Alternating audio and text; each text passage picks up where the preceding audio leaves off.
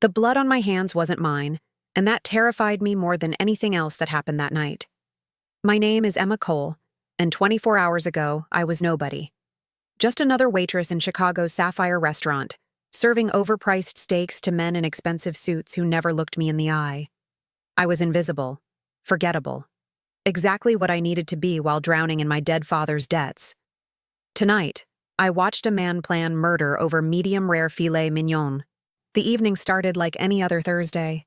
My feet ached in these cheap heels, my fake smile was perfectly plastered on, and I was counting down the hours until my shift ended at midnight. The Sapphire catered to Chicago's elite, the kind of people who dropped thousands on dinner without blinking. I'd learned not to ask questions about the men in dark suits who always sat in the private rooms upstairs. "Table 7 needs refills," Marcus, the floor manager, barked at me. "And the Moretti party just arrived. VIP room. You're assigned." My stomach dropped. Everyone who worked at Sapphire knew that name. Dante Moretti. The man who owned half of Chicago's underground. The kind of man whose name was whispered, never spoken aloud. The kind of man who could make people disappear. "Why me?" I asked, hating how my voice shook. Marcus gave me a hard look. "Because you keep your mouth shut and do your job. That's why. Now move." The VIP room was on the 3rd floor, accessible only by a private elevator. My hands trembled as I arranged the bottles of premium scotch on my serving cart, each one worth more than my monthly rent. I'd served dangerous men before, but never him. The elevator doors opened to reveal a hallway lined with dark wood paneling and dim lighting. 2 men in black suits stood outside the room, their jackets cut to hide the obvious bulge of firearms. They barely glanced at me as I approached. "Mr. Moretti's drinks," I said quietly. One of them opened the door. The room was thick with cigar smoke and tension. 6 men sat around a large table, but my eyes went immediately to him. Dante Moretti sat at the head, his presence commanding even in silence. He was younger than I expected, maybe mid-30s, with dark hair swept back from a face that belonged on a Roman statue. Sharp jaw, darker eyes, and an expression of absolute control. He wore a black suit that probably cost more than my car, and when those eyes flicked to me, I forgot how to breathe. "Your drinks, sir," I managed, wheeling the cart forward. He didn't respond, just gave a slight nod. I began pouring, my hands steadier than I felt. The conversation around the table continued in low voices, discussing shipments and territories and payments. I tried not to listen, tried to be invisible. "The Sanchez deal is locked in," said a man to Dante's right. Marco Vitelli, his underboss, according to the whispers I'd heard. He had slicked back hair and a smile that never reached his eyes. "Everything's set for next week." "Good." Dante's voice was deep, controlled. The kind of voice that expected obedience. "And the Chicago PD?" "Handled. Commissioner Hayes is cooperative." I moved around the table, pouring drinks, trying to disappear into the wallpaper. But something felt wrong. The air was too thick, the tension too sharp. I'd grown up around liars and gamblers thanks to my father. I knew what deception looked like. Marco's smile was too wide, his laugh too loud. And when Dante looked away, Marco's expression changed for just a second, cold hatred flashing across his features before the mask slipped back on. My heart started pounding. I glanced at the other men. 2 of them kept looking at Marco, then at the door. Silent communication. My father had taught me one useful thing before he drank himself to death. Always watch the eyes. Eyes never lie. "Leave the bottle," Marco said, gesturing to me, "and get out." But I saw it then. A quick gesture, so subtle I almost missed it. Marco's hand moved beneath a table, and the man across from him nodded. The 2 guards by the door shifted their stance ever so slightly. This was a setup. Every instinct screamed at me to run, to get out, to save myself. I was nobody. This wasn't my world. These weren't my problems. But Dante Moretti didn't see it coming. I don't know what possessed me. Maybe it was the memory of my father, who'd been murdered over debts he couldn't pay. Maybe it was the crushing weight of feeling powerless every day of my life. Maybe I was just tired of being invisible. The bottle slipped from my hands. It happened in slow motion. The expensive scotch splashed across the table, flooding over Marco's lap, drenching papers and phones. Everyone jumped up, Marco shouting in rage, "You stupid bitch!" "I'm so sorry!" I grabbed napkins, making it worse, knocking over glasses, creating chaos. "I'm so sorry, sir, please, In the confusion, I saw the two men by the door reaching for their weapons. I saw Marco's hand moving to his jacket. "Mr. Moretti!" I shouted, dropping the act. "Gun!" Everything exploded. Dante moved like lightning, flipping the table as gunshots cracked through the air. I hit the floor, my ears ringing, as the room erupted into violence. More of Dante's men burst through a side door I hadn't noticed, returning fire. Marco was screaming orders, backing toward the exit. Strong hands grabbed me, yanking me behind the overturned table. I looked up into Dante Moretti's dark eyes, now blazing with fury and something else. Calculation. "Stay down," he ordered. The firefight lasted less than a minute. When the smoke cleared, Marco and his men were either dead or fleeing. Dante's security had locked down the room, and I was crouched on the floor, covered in spilled scotch and terror, realizing what I'd just done. I'd saved a Mafia boss's life. Dante pulled me to my feet, his grip iron strong. Blood spattered his white shirt, though none of it appeared to be his. The room reeked of gunpowder and death. 2 bodies lay motionless near the door. "How did you know?" His voice was deadly quiet. I saw them, the way they looked at each other. My father was a gambler. I learned to read tells." The words tumbled out. Marco signaled them. They were waiting for... "She's with the Sanchez family." One of Dante's men grabbed my arm roughly. "She has to be. How else would she know?" "I'm not with anyone." Panic clawed up my throat. "I'm just a waitress. I work here. Check with Marcus downstairs. He assigned me." "Marcus is dead," Dante said flatly. "Shot in the head 10 minutes ago." My blood turned to ice. Dante studied me with those merciless eyes, and I knew I was going to die. I'd seen too much. I was a loose end. In his world, loose ends didn't survive. "Please," I whispered. I was just trying to help." "Why?" The question was sharp. "Why warn me? You could have walked away, collected payment from Marco. Instead, you saved my life." He stepped closer, towering over me. "Nobody does that without a reason. So I'll ask again. Why?" The truth spilled out before I could stop it. "Because I know what it's like to watch someone die when you could have stopped it." Something flickered in his expression, too quick to read. Then his hand moved to his phone. "Clean this up. Lock down the building. Find every one of Marco's associates. What about her, boss?" Dante's eyes never left mine. "She comes with me." "No." I tried to step back, but his hand caught my wrist. "I need to go home.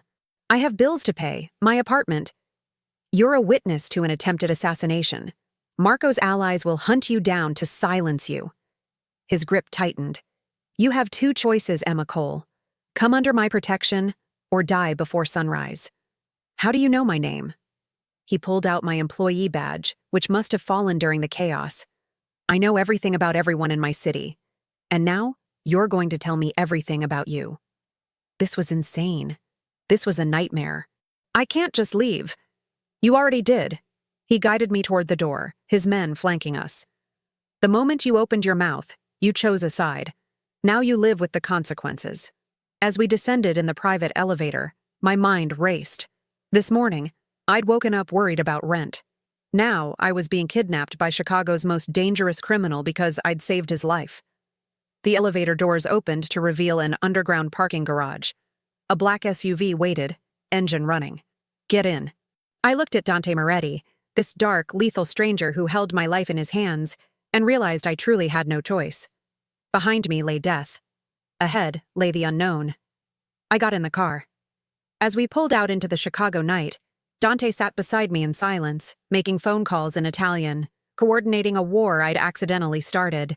His presence filled the entire vehicle, dangerous and magnetic. Finally, he turned to me. "You saved my life tonight, Emma Cole. That means you're mine now. Under my protection, under my control, under my watch." His eyes held mine. "I don't know if you're incredibly brave or incredibly stupid, but either way, your old life is over." I didn't ask for this. No one ever does. Something almost like sympathy crossed his features. "But you made your choice in that room. Now we both live with it." The city lights blurred past the window as we drove deeper into the night. into Dante Moretti's world of violence and power. I thought of my small apartment, my simple life, my dreams of something more. Be careful what you wish for, my father used to say. I'd wished to matter, to be seen, to be more than invisible. Now, as I sat beside Chicago's most dangerous man, I wondered if I'd traded one prison for another, or if I'd finally found exactly where I was meant to be. The mansion appeared like a fortress from a Gothic novel, all stone and iron gates, perched on the edge of Lake Michigan like a crown. This was where monsters lived, I thought, as the SUV crunched up the gravel driveway. "Welcome to your new home," Dante said, his tone unreadable. "This isn't my home. I have an apartment which is currently surrounded by Marco's remaining men, waiting to put a bullet in your head." He stepped out of the vehicle, buttoning his suit jacket. "Your landlord will be compensated. Your belongings will be retrieved. You live here now." 3 days. That's how long I'd been trapped in this gilded cage, and I was losing my mind. The mansion had 20 rooms, a staff of 12, and security cameras everywhere. I'd been given a bedroom larger than my entire apartment, with a walk-in closet full of clothes in exactly my size. Designer labels I'd only seen in magazines hung beside shoes that cost more than my monthly salary. "How did you know my sizes?" I'd asked the housekeeper, Mrs. Chen, an older woman with kind eyes and an impenetrable poker face. "Mr. Moretti is thorough," was all she'd said. Thorough was an understatement. By the second morning, I'd discovered he knew everything. My bank account balance, my father's gambling debts, my student loans, even my coffee order from the cafe near my old apartment. Every detail of my insignificant life had been laid bare. It should have terrified me. Instead, it made me angry.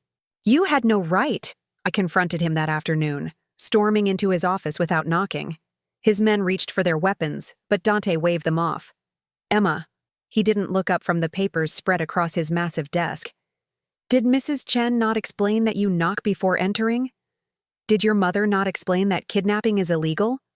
That got his attention. Those dark eyes lifted, pinning me in place. Several of his men shifted uncomfortably, hands hovering near their holsters. Nobody talked to Dante Moretti this way. Nobody was stupid enough to try. "Leave us," he ordered. The room emptied in seconds. We stared at each other across the expanse of his office, all leather and dark wood and the scent of expensive whiskey. He stood, rounding the desk with predatory grace, and I forced myself not to step back. "You're angry," he observed. "I'm furious. You've taken everything from me. My job, my apartment, my freedom. I saved your life. After I saved yours," my voice rose. "I didn't ask for protection. I didn't ask to be imprisoned in this castle while you investigate my entire existence like I'm some kind of criminal."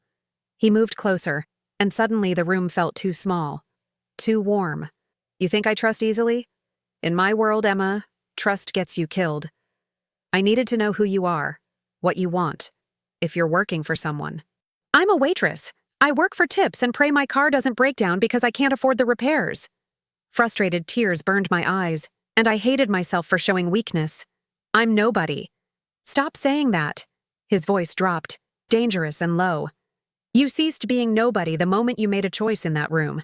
Actions have consequences. You involved yourself in my world, and now you're part of it. Then let me leave. I'll disappear. Change my name, move to another state, and be dead within a week." He was close enough now that I could see the flecks of gold in his dark irises. "Marco's brother, Vincent, runs the Vitelli crew. They've put a $100,000 bounty on your head. Every lowlife in Chicago is looking for a pretty blonde waitress who betrayed the family." The floor seemed to tilt beneath my feet. 100,000? You humiliated them. In our world, that demands blood. His hand reached out, fingers gripping my chin, forcing me to meet his eyes. "The only reason you're breathing is because you're under my protection. My name is the only thing keeping you alive." I jerked away from his touch, from the electricity that sparked where his skin met mine. "So, I'm supposed to be grateful? Thank you for my beautiful prison? You're supposed to be smart." Frustration cracked through his controlled exterior. "Do you think I want this complication? A civilian under my roof, eating at my table, requiring constant surveillance? You're a liability, Emma. But you saved my life, and I pay my debts. Then we're even. Let me go." "No." The single word hung between us like a blade. Why? I demanded. Why keep me here if I'm such a burden? Something shifted in his expression. Something raw and quickly hidden. Because despite my best efforts, I can't figure you out. You don't fit any pattern I know. You're either the world's greatest actress or genuinely selfless, and both options are dangerous. Maybe I'm just a decent person. Decent people don't survive in my world. He turned away, pouring himself a drink. They get chewed up and destroyed. Like your father. The words hit like a slap. What did you say? Dante took a slow sip of whiskey, his back to me. Thomas Cole. Degenerate gambler, alcoholic, died 3 years ago in an alley behind Murphy's bar. Official cause, alcohol poisoning. Unofficial cause, he owed money to the wrong people. Stop. My voice broke. He borrowed $50,000 from a loan shark named Russo. Used you as collateral, Emma. Did you know that? When he couldn't pay, Russo offered to clear the debt if you worked for him. Your father drank himself to death rather than face what he'd done. I couldn't breathe. The room spun. That's a lie. It's truth. He finally faced me, and something like pity softened his features. I own Russo now. I bought out his operation 2 years ago, which means technically, your father's debt transferred to me. Horror washed through me in icy waves. You're saying I owe you $73,416 with interest. He set down his glass. But I'm not here to collect, Emma. I'm telling you this so you understand the world you saved me from. This is what we do. We own people's desperation. We profit from their weakness. And your father? He was weak. Rage burned through the shock. My hand moved before my brain caught up, slapping him across the face with every ounce of strength I possessed. The crack echoed through the office. Dante's head barely moved. Slowly, deliberately, he turned back to face me, a red mark blooming on his cheek. His eyes had gone completely black, empty of emotion. I'd just struck a Mafia boss.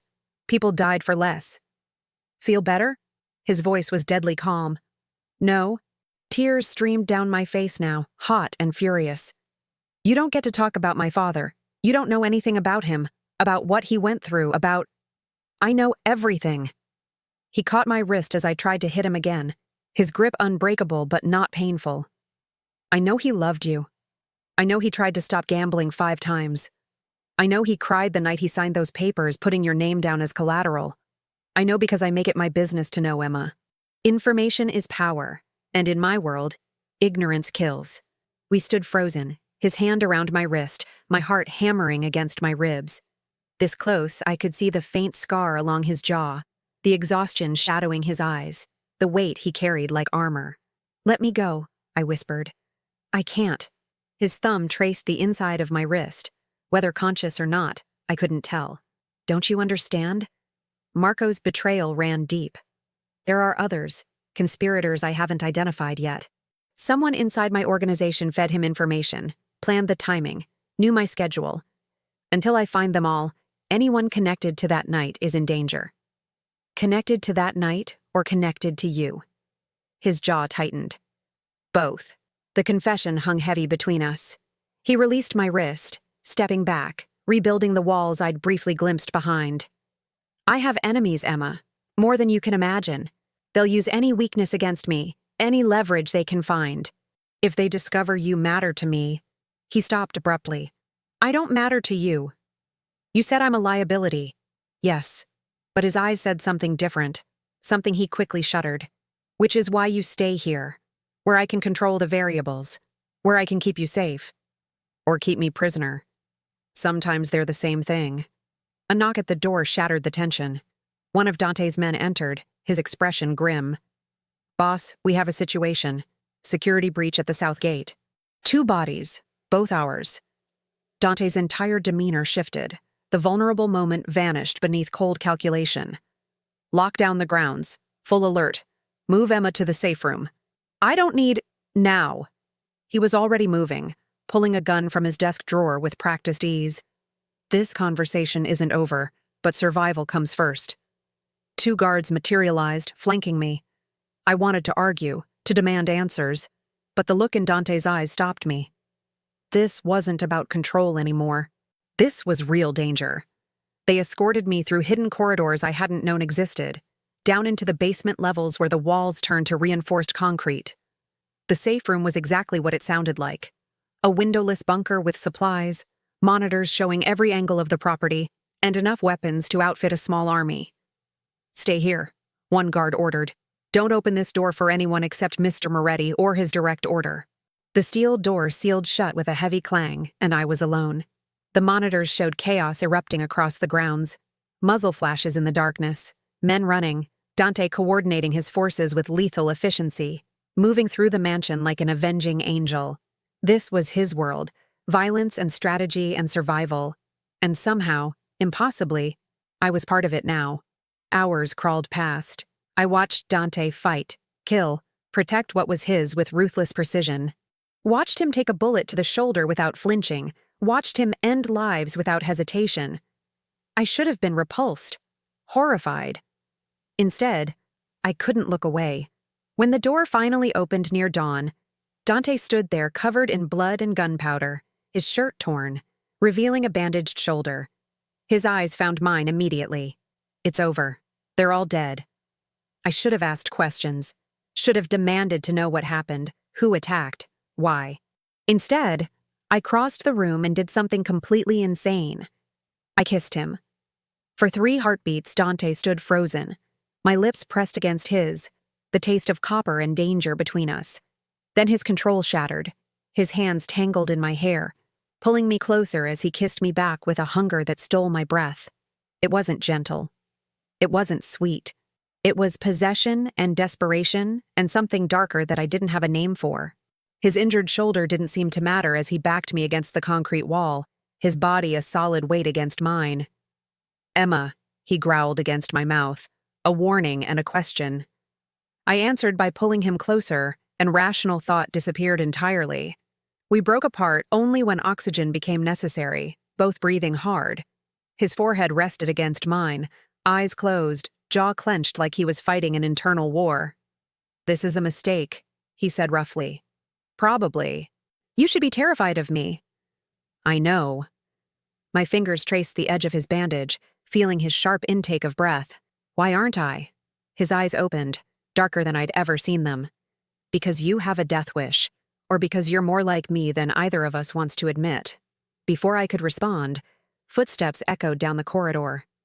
Dante pulled back instantly, his walls reconstructing with visible effort.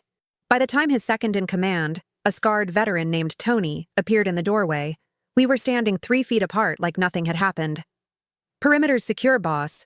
We captured one alive for questioning." Tony's gaze flickered between us, far too knowing. "He's asking for a deal. They always do." Dante's voice was ice again, the man who'd kissed me gone. "Prepare the interrogation room. I'll be there in 5 minutes." When we were alone again, the air crackled with unspoken words. "Get some sleep," Dante ordered, not meeting my eyes. "Mrs. Chen will bring you breakfast." "Just like that? We're going to pretend this didn't happen?" "Yes." He turned to leave, then paused. "What happened in this room stays in this room, Emma, for both our sakes." He walked away, leaving me alone with the monitors and the echo of a kiss that had changed everything. But sleep was impossible.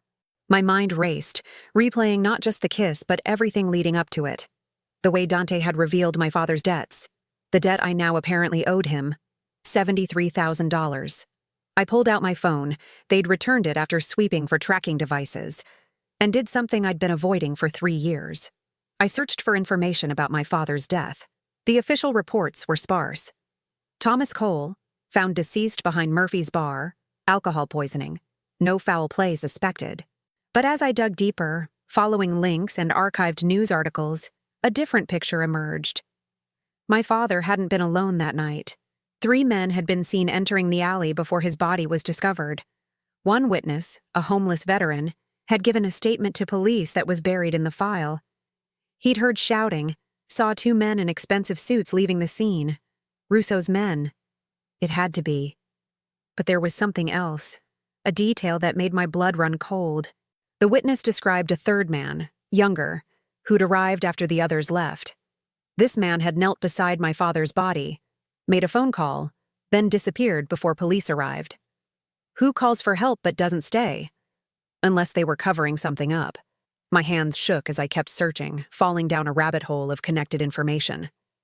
Russo's loan operation had been violent, notorious for making examples of people who didn't pay. But 2 years ago, exactly as Dante said, the operation had been absorbed by the Moretti family. All records, all debts, all dirty secrets, transferred to Dante's control, which meant Dante had access to every detail about my father's final days. Every threat made, every payment missed, every desperate plea. He knew. He'd known all along when I walked into that VIP room at the Sapphire. The realization hit like a freight train. Our meeting wasn't random chance. The restaurant, my assignment to his table, even Marco's betrayal. What if it was all connected somehow? I needed answers, and I needed them now. The mansion was quiet in the pre-dawn hours, most of the staff still sleeping after the night's attack. I moved through the corridors, following the sound of muffled screaming until I reached a door marked Private in the East Wing. 2 guards stood outside. They moved to block me, but something in my expression made them hesitate. I need to see Dante. Mr. Moretti is conducting business. He can't be disturbed. Then disturb him anyway. I pushed past, and they actually let me, probably too surprised by my audacity to react properly. The room beyond was something from a nightmare. Concrete floors with drains, a single chair bolted to the center, and a man tied to it, bleeding from a dozen places. Dante stood over him, sleeves rolled up, knuckles split and bloody, his face a mask of controlled rage. He turned as I entered, fury flashing in his eyes. I told you to rest. And I told you I'm not good at following orders. I forced myself to look at the prisoner, fighting nausea. Is this how you get information? Torture? This is how I protect what's mine. He grabbed a towel, wiping blood from his hands with mechanical precision. This man tried to kill you tonight, Emma. He came here specifically to collect the bounty on your head. So yes, I'm finding out who sent him and who else is coming. The prisoner spat blood, his grin twisted and broken. She's already dead, Moretti. Vincent Vitelli won't stop until... Dante's fist connected with the man's jaw, snapping his head back. Wrong answer! I swallowed hard, pushing down terror and fascination in equal measure. I need to talk to you. Now. Privately. Something in my tone made him pause. He studied me for a long moment, then nodded to Tony. Finish this. I want names, locations, and timelines within the hour. With pleasure, boss. Dante guided me out, his hand on my lower back, a touch that burned through my borrowed clothes. We walked in silence to his office, that masculine sanctuary of power and secrets. He poured 2 glasses of whiskey despite the early hour, handing me one. You shouldn't have seen that, he said quietly, but I did. I downed the whiskey in one burning gulp, just like I'm seeing everything else now. The real picture of who you are, what you do. And I need you to tell me the truth. All of it. I set down the glass with a sharp click. My father's death wasn't an accident, was it? His expression shuddered.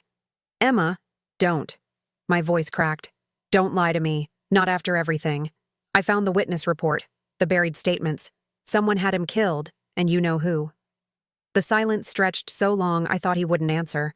Then he moved to a wall safe I hadn't noticed, hidden behind a painting of the Chicago skyline. Numbers clicked, tumblers turned, and he withdrew a thick folder.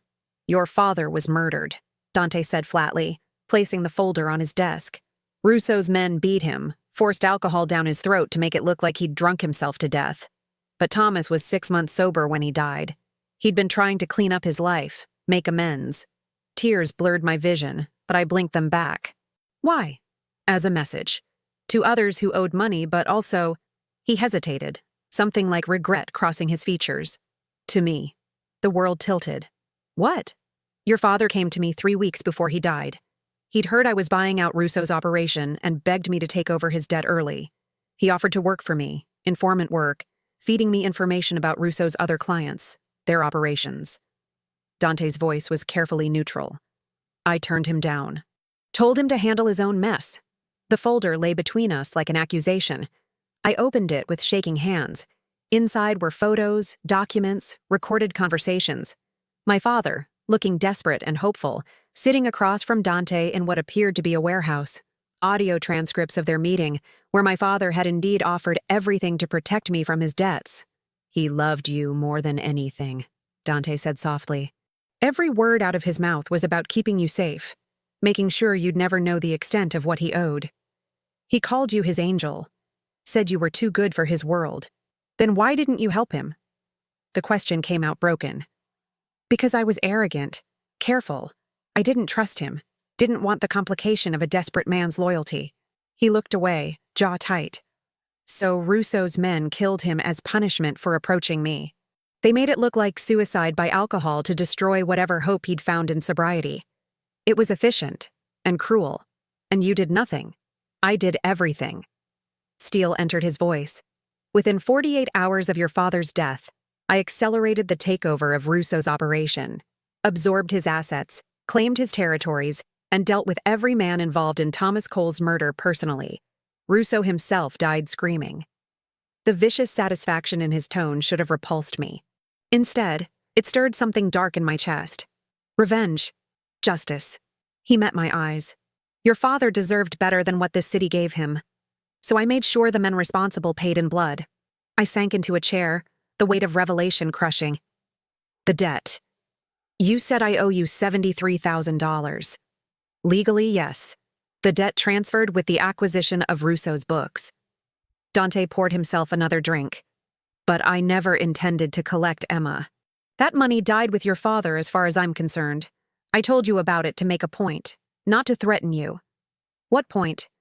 That this world destroys good people. That you don't belong here, no matter what you think you saw in me. He leaned against his desk, exhaustion finally showing through his armor. Your father tried to enter my world to save you, and it killed him. Now you've done the same thing. Saved me, trapped yourself, and I... He stopped abruptly, the words hanging unfinished. You what? I pressed. I can't let you die too. The confession seemed dragged from somewhere deep. Your father's blood is already on my hands. I won't add yours to it. Understanding crashed through me. That's why you're keeping me here, not just for protection or because I'm a liability. You feel guilty. Guilt is a luxury I can't afford. But you feel it anyway. I stood, crossing to him, drawn by a force I couldn't name.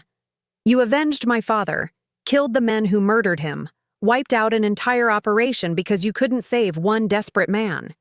It wasn't enough. Maybe not. I placed my hand over his heart, feeling it race beneath my palm. But it was something. More than nothing. More than he ever got from anyone else in this city. Dante's hand covered mine, holding it against his chest. You should hate me. I should hate a lot of things about you. My other hand traced his jaw, the stubble rough beneath my fingers. But I kissed you anyway, didn't I? Emma. My name was a warning and a plea. If we cross this line, there's no going back. You'll be mine in every way that matters. In my world, in my bed, in my life. And I don't share. I don't let go. Good. I pulled his face down to mine. Because I'm tired of being invisible. Tired of running from my father's shadow. Tired of pretending I don't feel this. This time when we kissed, it wasn't desperate or hungry. It was deliberate. A choice made with open eyes, knowing exactly what darkness waited on the other side. His hands framed my face like I was something precious, something that might shatter. I'll ruin you, then ruin me. I bit his lower lip, satisfaction flooding through me at his sharp inhale. But I get to ruin you right back. Something changed in his expression, heat and possession and dark promise. You already have, Angel. From the moment you spilled that drink and saved my life, you've been ruining me. The nickname, my father's nickname for me, should have made me cry. Instead, it felt right, like he was acknowledging everything unspoken between us, all the ghosts and debts and dangerous feelings we'd been dancing around. Dawn broke through the office windows, painting Chicago in shades of gold and blood. Somewhere in the mansion, Tony was extracting information from our prisoner. Somewhere in the city, Vincent Vitelli was planning his next move. And somewhere in the spaces between heartbeats, Emma Cole, the invisible waitress, was disappearing entirely. In her place stood someone new, someone who'd chosen danger over safety, darkness over light, and a killer over innocence. I should have been terrified.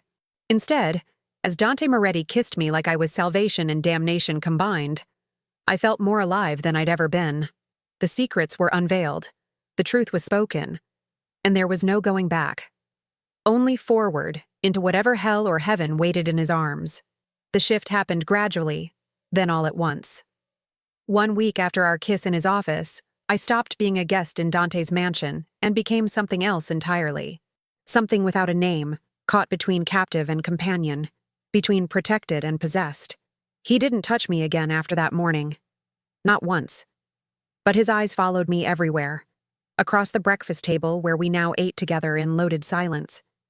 Through the hallways when I wandered the mansion at night, unable to sleep. During the evening hours when he worked in his study, and I curled up with books from his extensive library, pretending I wasn't hyper-aware of every movement he made. The tension was suffocating. Electric. A wire pulled so taut it had to snap eventually.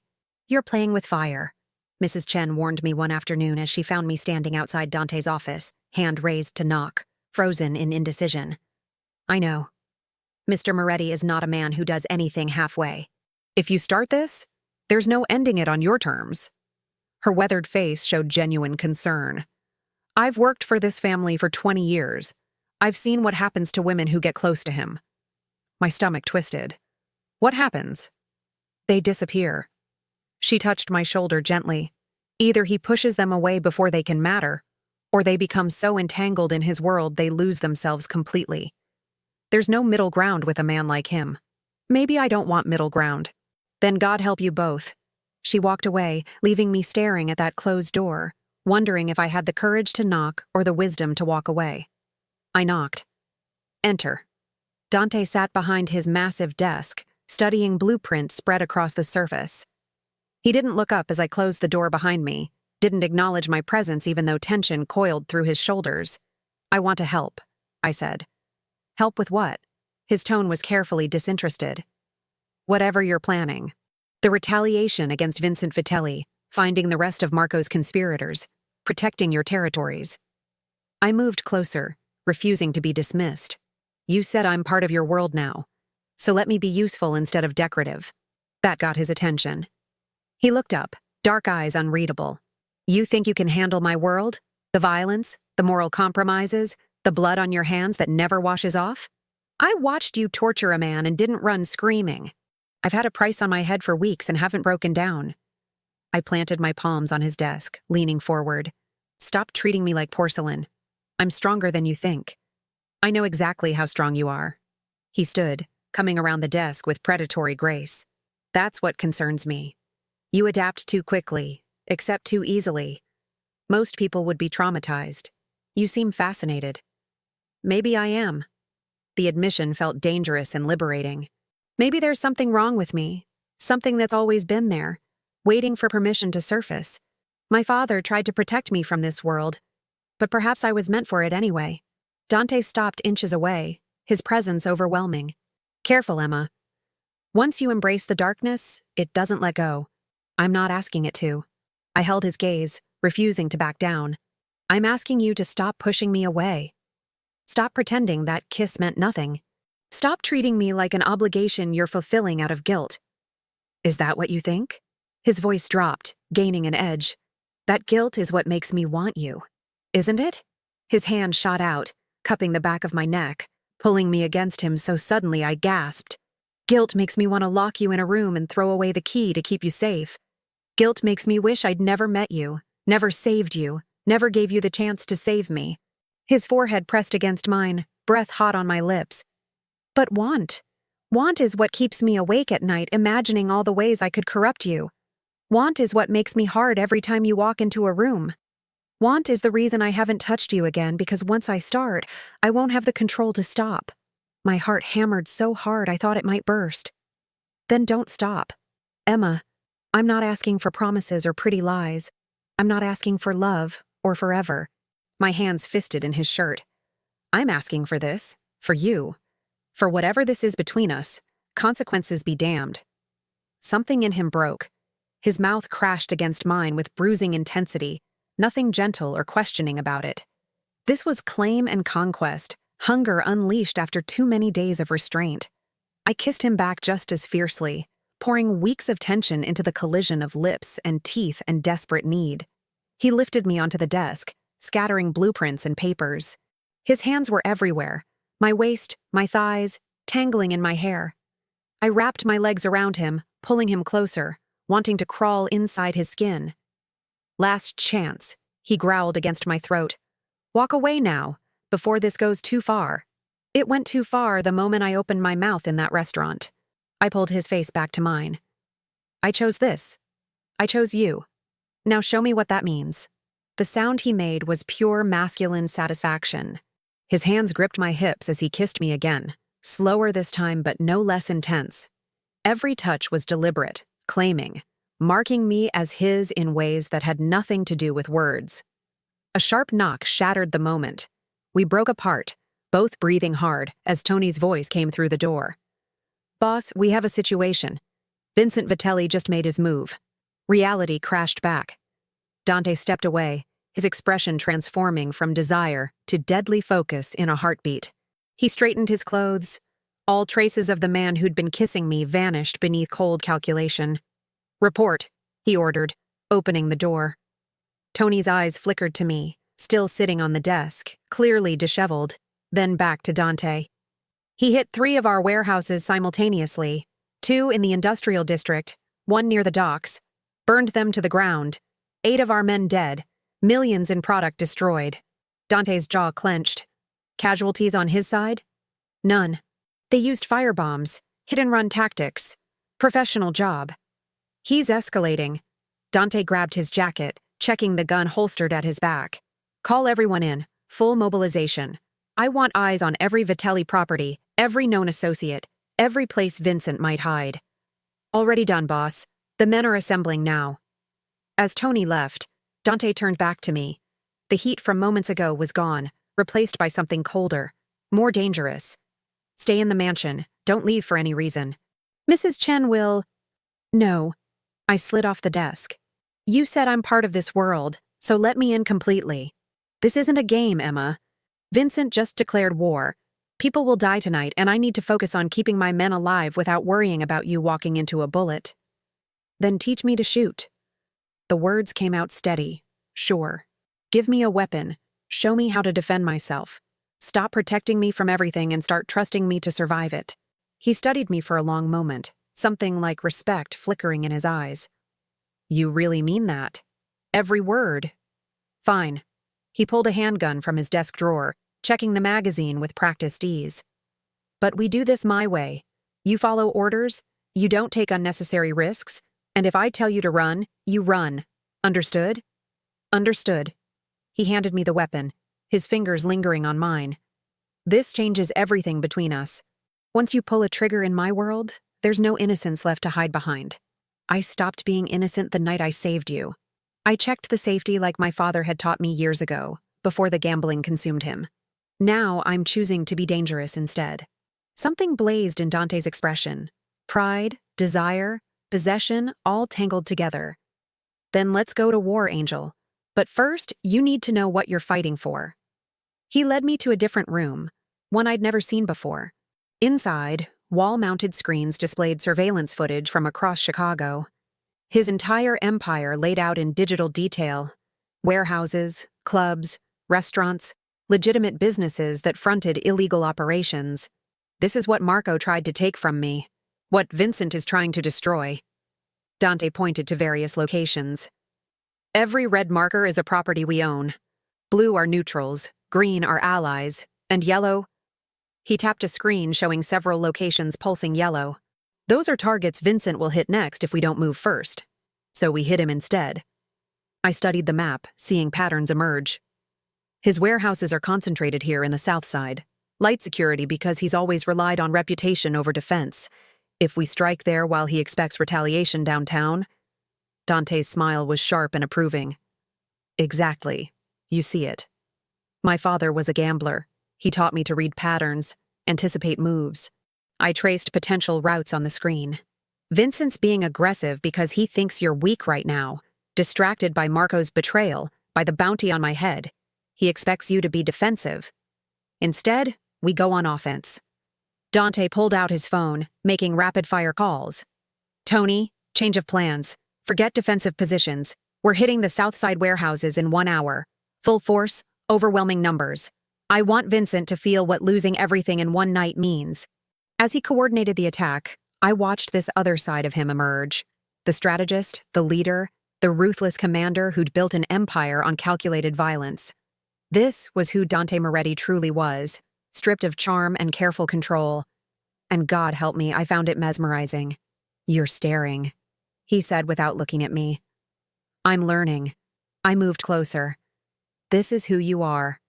Not the man in the suit or the one who kisses me like I'm breakable. This is the truth." Disappointed? No. I touched his arm, feeling coiled tension beneath his sleeve. "I told you. I chose this. I chose you. All of you, not just the parts that are easier to accept." He caught my hand, pressed it against his chest where his heart raced. "After tonight, there's no going back. You'll have blood on your hands, nightmares that don't fade. The girl you were dies in the fire we're about to start." Good. I stood on my toes, kissing him once, hard and fierce. I never liked her much anyway. His arms came around me, holding tight for just a moment. "Then stay close to me tonight. Watch my back, learn my world, and if things go wrong, they won't. We're going to burn Vincent's empire to ashes and walk away untouched." I pulled back, checking my weapon again. "Because I'm not just your angel anymore. I'm your demon too." Dante's laugh was dark and genuine. "I knew it the moment I saw you. Beneath that waitress uniform was someone extraordinary. Someone dangerous. Takes one to know one." "Exactly." He offered his hand. "Ready to embrace the darkness?" I took it without hesitation. "I've been ready since the moment you crashed into my life." We walked out together, into the night, into war, into whatever hell or paradise waited. His men assembled in the courtyard, armed and ready, looking to their boss for direction. And beside him, weapon in hand and fear transformed into purpose, stood the girl who'd been invisible, the girl who'd saved a monster and become one herself. Emma Cole was dead. In her place stood something new, something forged in fire and sealed with forbidden desire, something that belonged to the darkness now, and to the man who ruled it. The Southside warehouses burned against the night sky like funeral pyres, orange flames licking upward into smoke-choked darkness. I watched from inside the SUV as Dante's men executed his orders with military precision, coordinating the attack across 3 locations simultaneously. "Stay in the vehicle," Dante had commanded, before disappearing into the chaos with Tony and a dozen armed soldiers. For exactly 12 minutes, I obeyed. Then the explosion ripped through the night, and everything went sideways. The blast came from the second warehouse, the one Dante had entered. Fire erupted outward in a massive fireball, sending debris and bodies flying. The shockwave rocked our vehicle, shattering windows, and my heart stopped completely. "Boss!" Tony's voice crackled through the radio, frantic. "It was rigged! Secondary explosives! We need medical now!" I was out of the SUV before conscious thought caught up with instinct. The driver shouted something, but I was already running toward the flames, toward the warehouse collapsing inward like a dying star. Dante's men poured out, some carrying wounded, others returning fire at shapes moving in the shadows. Vincent hadn't just abandoned these warehouses. He'd turned them into traps, betting that Dante's aggression would override caution. "Where is he?" I grabbed Tony's arm as he emerged, soot-stained and bleeding from a gash on his forehead. "Where's Dante?" "Still inside. Part of the ceiling came down, pinned some of our guys." Tony coughed, smoke inhalation making his voice ragged. "He won't leave them." Of course he wouldn't. For all his ruthlessness, Dante protected his own with savage loyalty. "How many men inside?" 4, maybe 5. But the structure's collapsing. Fire department's 10 minutes out, and we don't have— I didn't wait for him to finish. I sprinted toward the entrance, ignoring shouts behind me. Heat slammed into me like a physical wall, singeing my hair, making my eyes water. The smoke was thick and black, toxic fumes that burned my lungs with each breath. "Dante!" I shouted, pulling my shirt over my nose and mouth. "Dante, where are you?" A beam crashed down 3 feet away, showering sparks. The building groaned, metal supports buckling under impossible heat. Somewhere deeper inside I heard voices, muffled shouts, the sound of something heavy being moved. I pushed forward, following the sounds until I found them. Dante and two others were hauling debris off a trapped man, his leg crushed beneath a collapsed support beam. Two more men lay nearby, unconscious, or worse. Emma? Dante's head whipped around, fury and relief warring across his smoke-stained face. What the hell are you doing here? I told you to stay. Save the lecture. We need to move these men now before this whole place comes down. I grabbed one of the unconscious men under the arms. Can he walk? I nodded toward the trapped soldier. Legs broken, maybe worse. Dante heaved against the beam, muscles straining. On 3, we lift together. Ready?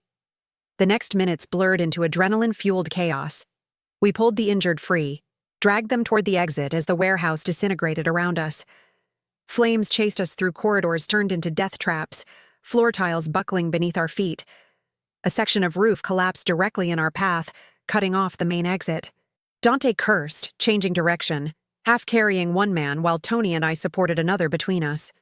My lungs screamed for clean air, vision swimming from smoke inhalation. Secondary exit, east wall, Dante shouted. Move! We burst through a service door just as the main structure gave way behind us with a sound like thunder.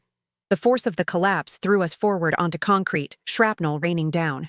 Someone's body covered mine, shielding me from debris, and when the dust settled enough to see, I realized it was Dante. You okay? His hands frantically checked me for injuries, eyes wild with something beyond just tactical concern. Fine, I'm fine.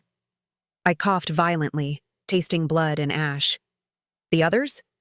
All 5 men had made it out, battered, burned, but alive. Ambulances were arriving, along with fire trucks and, most concerning, police cruisers with lights blazing. We need to leave, Tony urged. Now, before the cops start asking questions we can't answer. But Dante was staring at me with an expression I couldn't read, anger and something else tangled together. You could have died. You ran into a burning building when I explicitly ordered you to stay safe. You were in there. The words came out fierce despite my smoke-ravaged throat. Did you really think I'd just sit in a car while you burned? Yes. His shout carried the weight of genuine fear. That's exactly what I thought, because it was the smart thing, the safe thing. I'm not interested in safe anymore. I grabbed his jacket, pulling him close despite the audience of his men watching. You don't get to claim me, pull me into your world, make me part of this life, and then expect me to be a fragile thing you keep locked away. That's not how this works. Sirens grew louder. Tony physically pulled us toward the vehicles. Boss, seriously, we have to go. The ride back to the mansion was tense and silent. Dante's jaw stayed clenched, his body radiating barely contained fury. When we finally pulled through the gates, he was out of the SUV before it fully stopped, stalking toward the house. I followed, ignoring the worried look Mrs. Chen gave us as we passed. He went straight to his study, poured a drink, downed it, poured another. I closed the door behind us, leaning against it. Say what you need to say, I prompted. You compromised the entire operation. His voice was ice. You disobeyed a direct order, put yourself in unnecessary danger, and forced me to divide my attention between extracting my men and keeping you alive. Your men got out because I helped carry them. They would have gotten out anyway. You don't know that. I pushed off the door. That building was coming down, Dante. Every second mattered. An extra pair of hands made the difference between everyone surviving and someone dying. And if you died? He slammed the glass down hard enough to crack it. If a beam had crushed you, if the smoke had taken you, if I'd had to carry your body out of that inferno, what then, Emma? Was proving your point worth that? The raw emotion in his voice stopped me cold. This wasn't about tactics or strategy or even disobedience. This was about fear. You're scared, I said quietly. I'm furious. You're terrified. I moved closer, carefully. Because I matter. Because somewhere between saving your life and you saving mine, between the secrets and the desire, I became someone you can't afford to lose. He looked away, jaw working. You don't understand what you're asking. The men who follow me, they chose this life. They know the risks, accept them. But you, his voice fractured slightly. You stumbled into my world, trying to do the right thing. And now you're running into burning buildings like you have a death wish. I don't have a death wish. I have you. I touched his face, making him look at me. And maybe that's the same thing to someone in your position. But I'm not going anywhere. You can be angry, you can try to push me away, but I'm done being the protected princess in the tower. Then what do you want to be? Your equal. Your partner. I held his gaze steadily. Someone who stands beside you in the fire, not someone who watches from safety while you burn. That's not how my world works. Women in this life, they're kept separate from the violence, protected from the ugliness. Maybe that worked for your world before I entered it. My voice gained strength. But I'm changing the rules. You said it yourself. I adapt too quickly, accept too easily. So accept this. I'm not going anywhere, and I'm not staying on the sidelines. For a long moment, he just stared at me, emotions warring across his features. Then his hands cupped my face, thumbs tracing my cheekbones with unexpected gentleness. You're impossible, he said roughly. You're impossible back. If I agree to this, if I let you deeper into my world, you follow my lead. You train properly, you learn to think strategically, and when I give an order in the field, you trust that I have reasons. Fair. But you have to trust me too. Trust that I can handle myself, that I'm not going to shatter at the first sign of violence.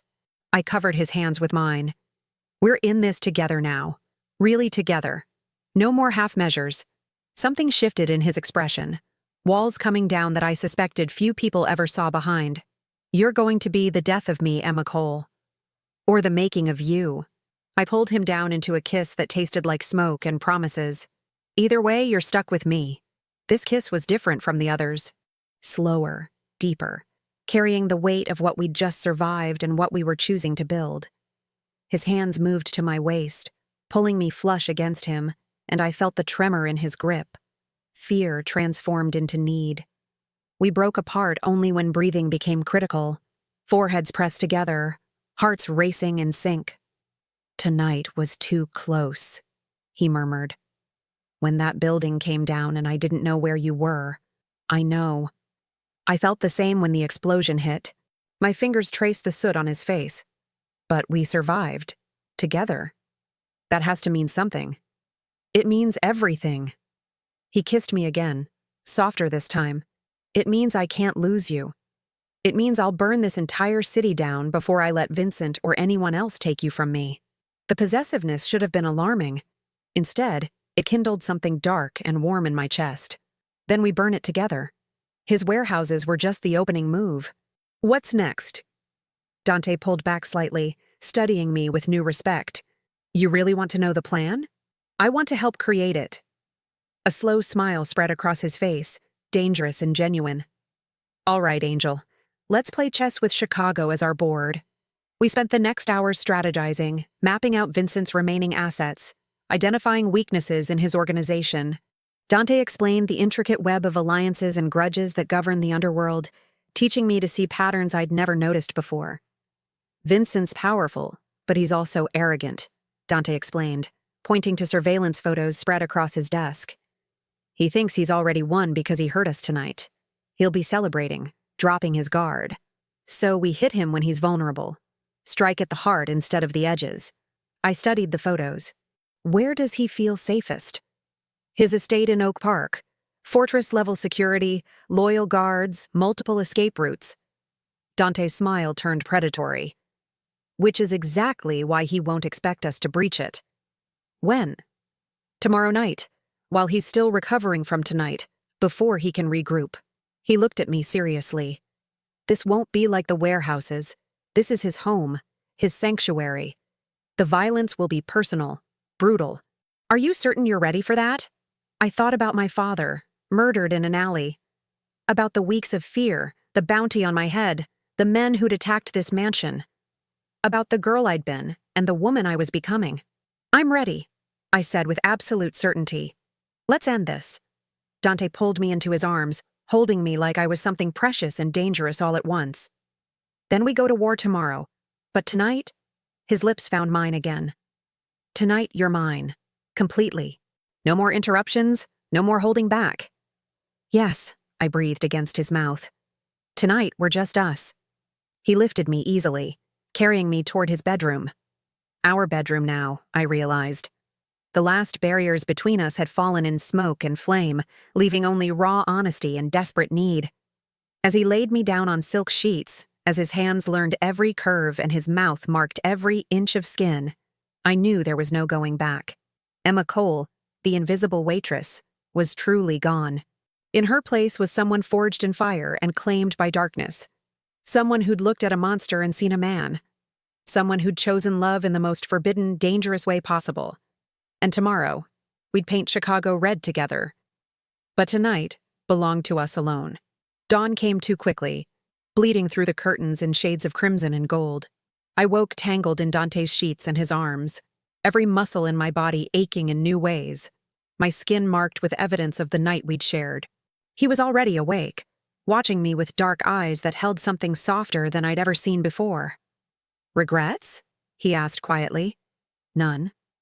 I traced the scar along his ribs, a old bullet wound he'd explained between kisses. "You?" "Only that we didn't have more time before reality intrudes." His fingers skimmed down my spine. "In a few hours we move against Vincent. After tonight, everything changes again. It already has." I propped myself up on one elbow. "There's no version of this where I go back to being a waitress, is there?" "No." His honesty was brutal, but appreciated. "You're in too deep now. Even if Vincent dies tonight, there will be others. Enemies who'll see you as my weakness, allies who'll test your loyalty, authorities who'll use you for leverage." He cupped my face. "I can protect you from most of it, but I can't make you invisible again. That ship sailed the moment you saved my life. Strange how that didn't frighten me anymore. A month ago, the thought of being permanently entangled with organized crime would have sent me running. Now, lying in Dante Moretti's bed, wearing his marks on my skin and his darkness in my soul, I felt more myself than ever before. Then I guess we'd better make sure I'm worth the trouble. I kissed him once, hard. "Teach me everything. Not just shooting, but how to read people, how to negotiate, how to survive in your world without you constantly hovering." Pride flashed across his features. "You're serious about this?" "Deadly serious. If I'm going to be your weakness, I might as well become your weapon too." A knock at the door interrupted whatever he'd been about to say. Tony's voice came through, carefully neutral. "Boss, we have a problem. You need to see this." The briefing room was packed with Dante's inner circle, all eyes turning to us as we entered. I was acutely aware of their assessment. The boss's new woman, fresh from his bed, walking into a war council like she belonged there. Some faces showed respect, others skepticism, a few barely concealed hostility. "Report," Dante commanded, his entire demeanor shifting to cold authority. Tony pulled up surveillance footage on the main screen. This was recorded an hour ago at St. Mary's Hospital. The video showed a familiar face, Detective Sarah Morrison, the cop who'd been investigating Marco's death. She was entering the hospital's security wing, the section reserved for police witnesses and protected individuals.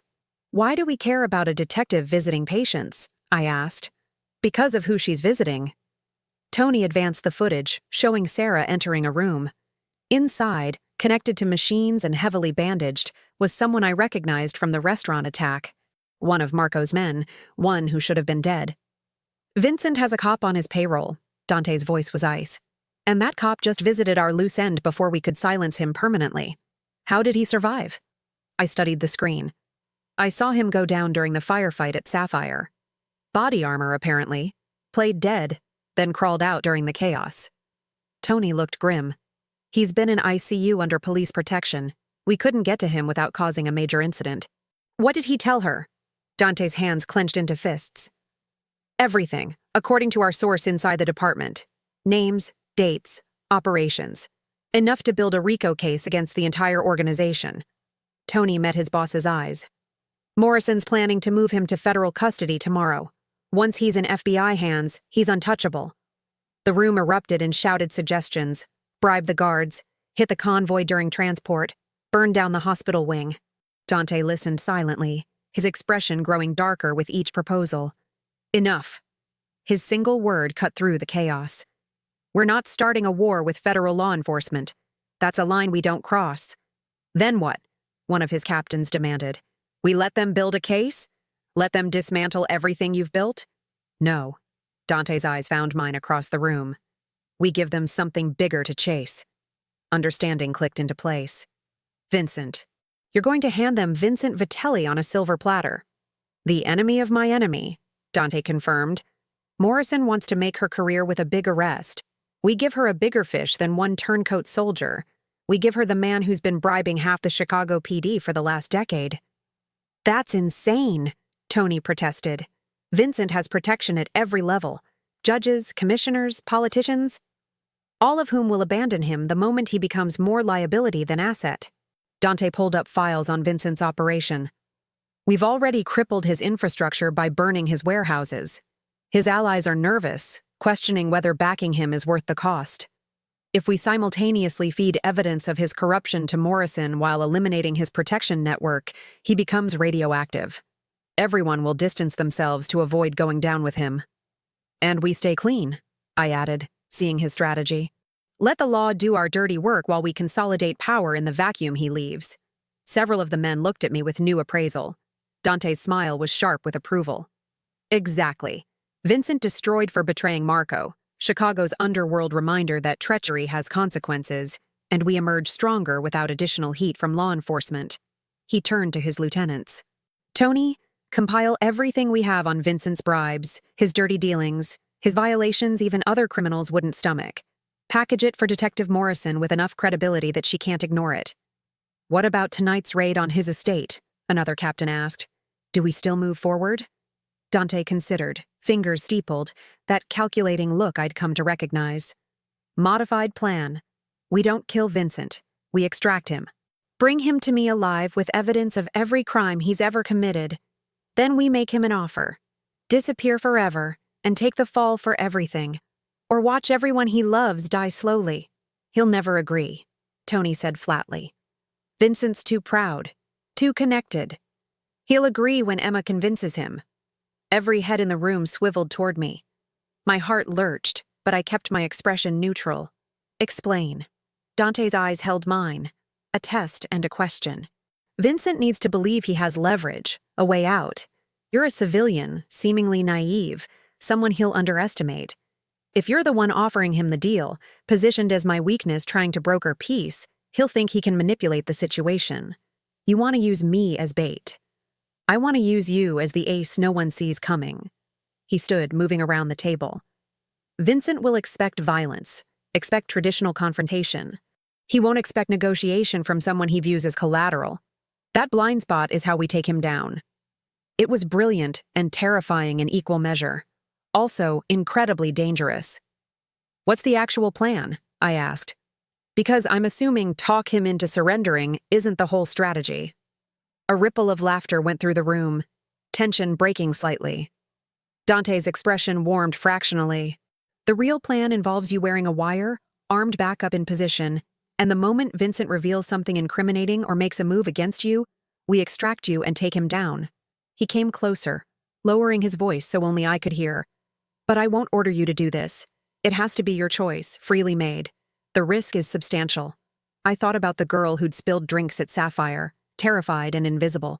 Then I thought about the woman who'd run into burning buildings and slept in a Mafia boss's arms. I'll do it, I said clearly, loud enough for everyone to hear. But on one condition.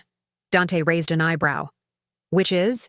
After this is over, after Vincent's dealt with and the threats are handled, I want a real role in this organization, not as your girlfriend or your protected asset, but as someone with actual authority and responsibility. I met his eyes steadily.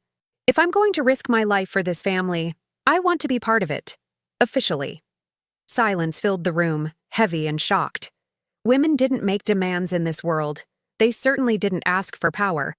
But I wasn't any woman, and Dante's slow smile said he knew it. Agreed, he said simply. Prove yourself tonight, and you'll have a seat at this table.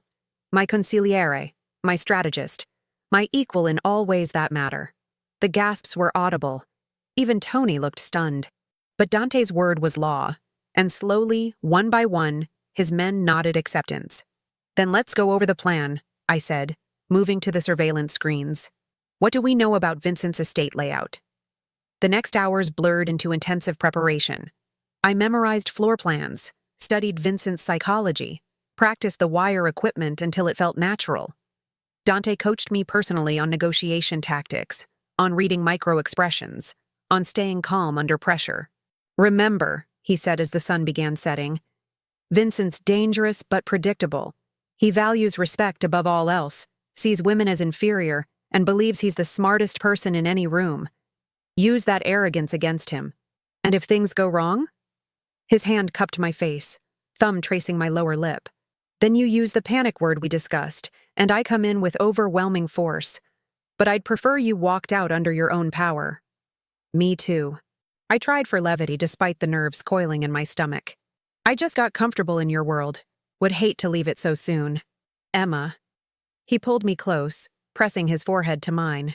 You don't have to do this. We can find another way. No, we can't. This is the smart play, and you know it.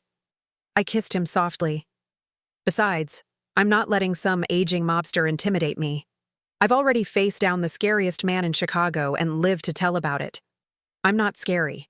You're terrifying, but I like you anyway. I stepped back, squaring my shoulders. Now wire me up, and let's end this. The drive to Oak Park felt endless and instantaneous all at once. I sat in the back of an unmarked van, surrounded by armed men, listening to Tony run through contingencies one final time.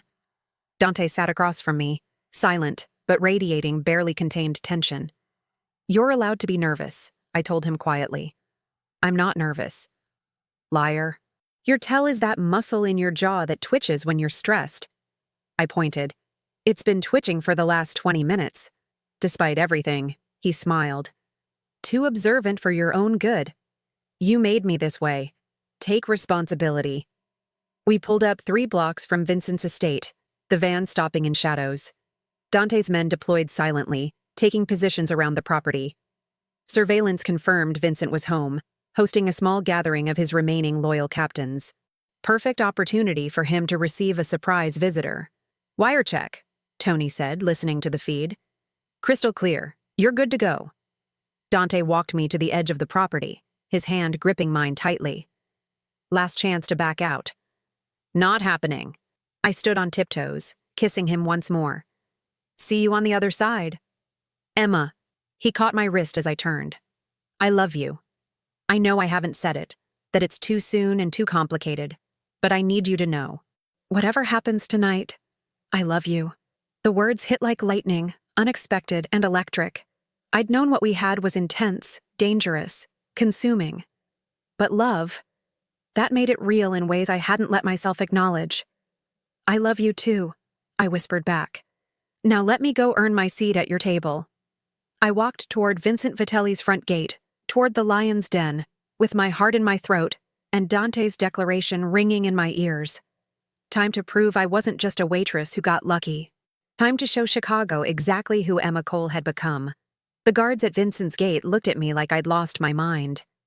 I need to speak with Mr. Vitelli, I said calmly, hands visible and empty. Tell him Emma Cole is here to discuss terms. The younger guard reached for his weapon. Lady, you got about 3 seconds to turn around before... Before what? You shoot an unarmed woman on your boss's doorstep? I kept my voice steady despite my racing heart. Vincent put a bounty on my head. Don't you think he'd want to collect it personally? They exchanged uncertain glances. The older one spoke into his radio, too low for me to hear. A tense minute passed, then 2. Finally, the gate buzzed open. Hands where we can see them. You try anything stupid, you're dead before you hit the ground. Understood. They patted me down professionally, finding nothing because the wire was integrated into my bra clasp, undetectable unless they stripped me completely. My small concealed blade was in my boot, but they missed it in their hurry to escort me inside. Vincent's estate was everything Dante's wasn't. Ostentatious, gaudy, screaming new money trying to look old. Gold fixtures, marble everywhere, paintings that were expensive but tasteless. The home of a man who valued appearance over substance. They led me to a study where Vincent sat behind an enormous desk, flanked by 4 of his captains. He was older than I expected, maybe 60, with silver hair slicked back and cold eyes that assessed me like merchandise. Well, well. His smile was all teeth, no warmth. Dante Moretti's little pet delivers herself to my door. Either you're incredibly brave or incredibly stupid. Maybe both. I stayed standing, refusing to show submission. I came to make you an offer. You came to die, sweetheart.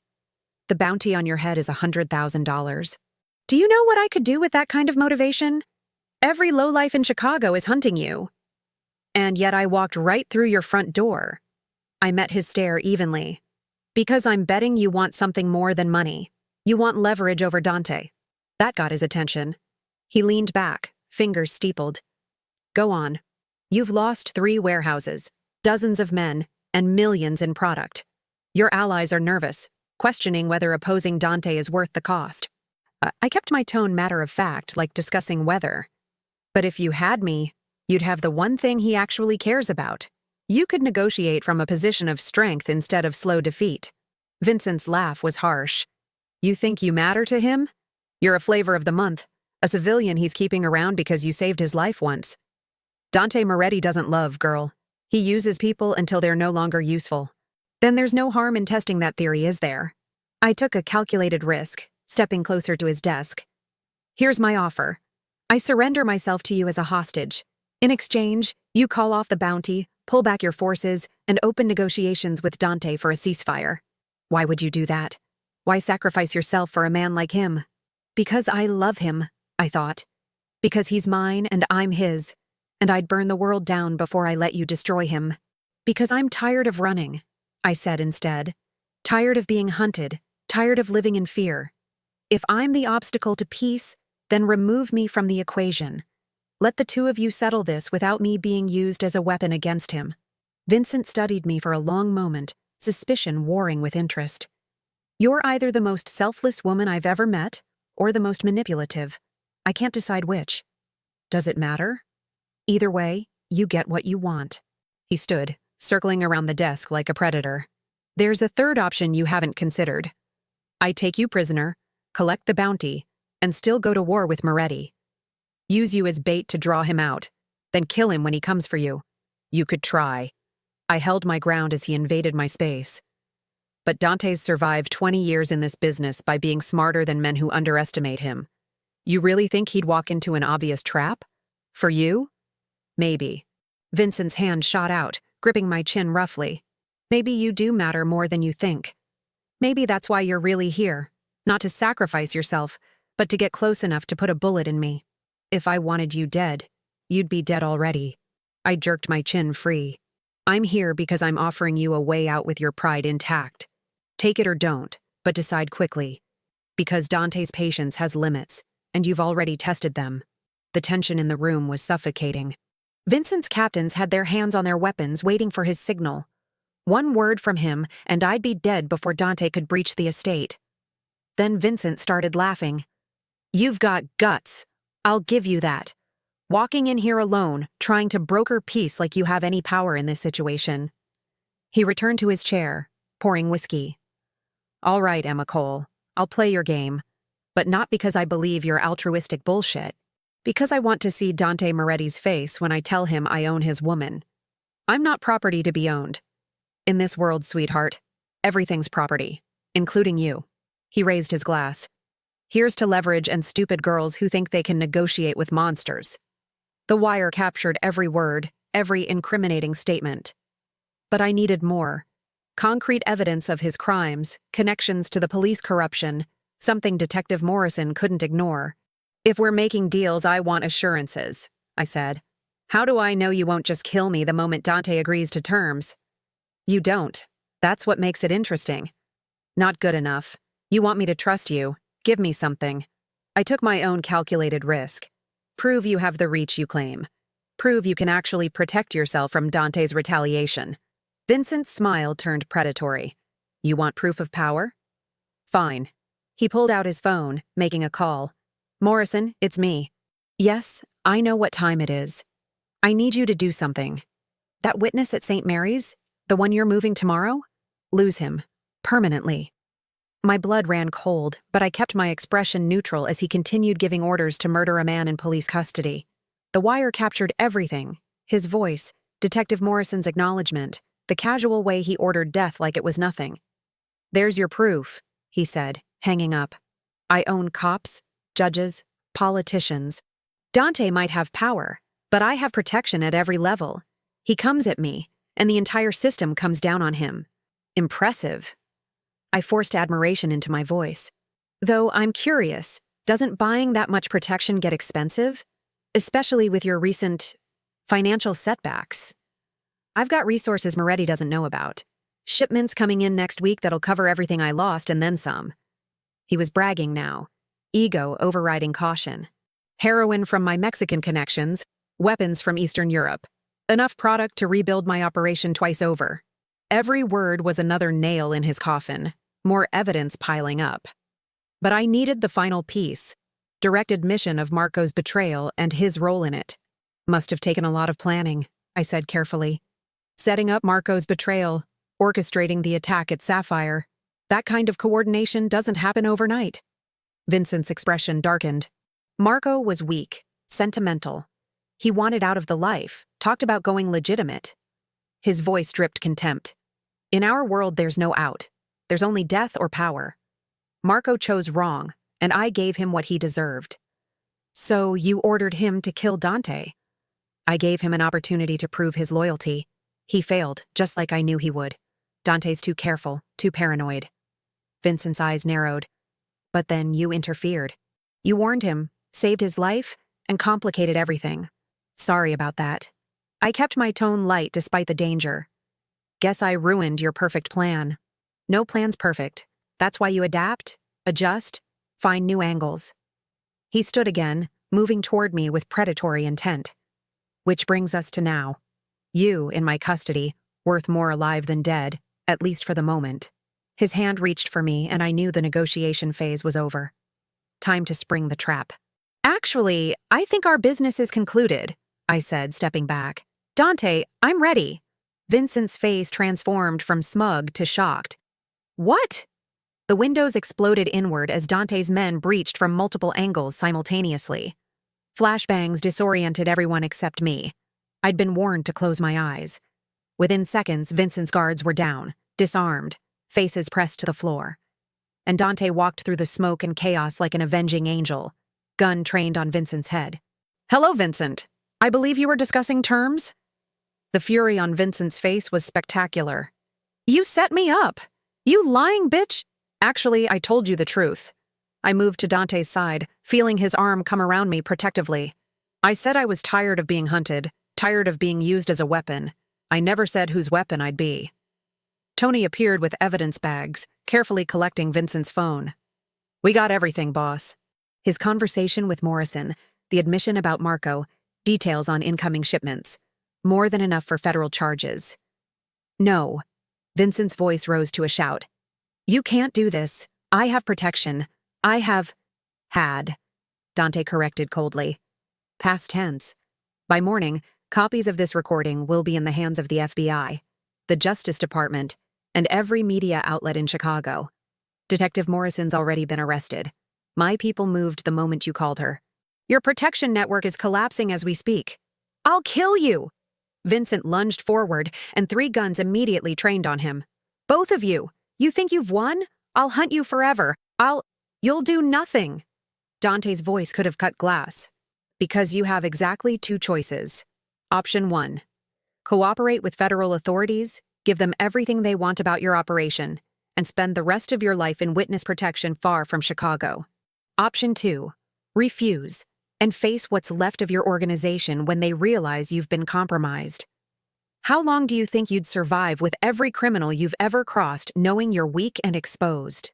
The fight drained out of Vincent visibly. He aged 10 years in seconds, realizing he'd been outmaneuvered completely. Why? He asked, defeated. Why not just kill me? Because Emma suggested a better way. Dante pulled me closer. She reminded me that sometimes the greatest victory isn't death. It's watching your enemies lose everything they value while they're still breathing to feel it. You wanted leverage? Congratulations. Now, you're ours. Federal agents flooded the estate moments later. Dante had coordinated with the FBI through his own contacts, ensuring Vincent went directly into custody with charges already filed. Detective Morrison and 6 other corrupt cops were arrested simultaneously across the city. By dawn, Vincent Vitelli's empire was ashes, and Chicago's underworld had a clear message. Dante Moretti was untouchable. and anyone who threatened what was his would be destroyed. We returned to the mansion as the sun rose, exhausted and victorious. Dante's men dispersed to handle cleanup and consolidation. Mrs. Chen had coffee waiting, along with a knowing smile. Finally, we were alone in his study, the door closed against the world. "You were magnificent," Dante said, pulling me into his arms. Terrifying and brilliant in mine. I was scared out of my mind. I buried my face in his chest, breathing him in. When Vincent grabbed me, when I thought it might go wrong, but it didn't. You kept your head, played him perfectly, got everything we needed. He tilted my face up. I meant what I said earlier. You've earned your place in this organization, Emma. As my equal, my partner. Your consigliere, I repeated his words from the briefing. Does that mean I get an actual office? His laugh was warm and genuine. You can have anything you want. Name it. Just you. I pulled him down into a kiss. Everything else is negotiable, but you're non-negotiable. You're mine, Dante Moretti, and I'm keeping you. Deal. He kissed me again, deeper. Though I should warn you, being with me means a life of danger, moral ambiguity, and constant threats. Sounds better than serving overpriced steaks to ungrateful customers. That's my angel. His smile was pure affection. The girl who saved a monster and fell in love with the darkness. The man who saved a waitress and showed her she was always meant for more. We stood together as dawn painted Chicago in gold. Two damaged people who'd found something unexpected in each other. Our love wasn't healthy or conventional or anything a therapist would approve of. It was dark and possessive and built on violence and secrets. But it was ours. Real and fierce and unbreakable. 6 months later, I sat at Dante's war table with a title, authority, and respect I'd earned through blood and strategy. Emma Cole, the invisible waitress, was truly gone. In her place was Emma Moretti, because yes, he'd put a ring on my finger and claimed me in every way possible. I'd claimed him right back. We ruled Chicago together, partners in crime and life, balanced on the edge of darkness and something that might have been redemption. My father would have been horrified by what I'd become. Or maybe he'd understand that sometimes love means embracing monsters, and sometimes monsters are just men who needed someone brave enough to see past the blood to the beating heart beneath. Either way, I'd made my choice, and I'd never been happier. The Ententar Novamente.